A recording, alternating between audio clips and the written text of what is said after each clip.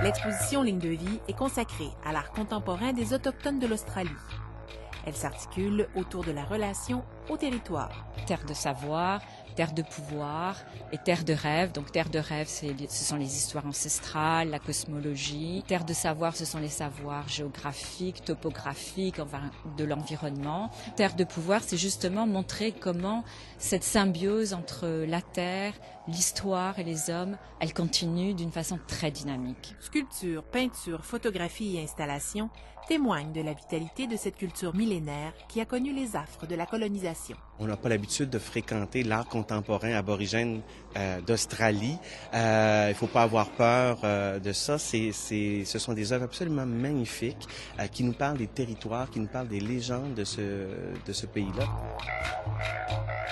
Les œuvres, superbes, sont très diversifiées. Couleurs, lignes et pointillés tracent le parcours d'une culture où identité et politique sont inextricablement liées. Elles sont politiques parce qu'elles racontent la relation à la terre, entre la personne qui a droit à la terre et quand cette personne a droit à la terre, elle a droit à dessiner un rêve. Aujourd'hui, elle est politique dans les revendications à la terre, mais aussi elle est politique dans le sens que les autochtones d'Australie ne veulent pas être mis dans une boîte, donc ils veulent s'exprimer. Les autochtones d'Australie créent pour survivre à leur histoire, pour être libres d'exister, tout simplement.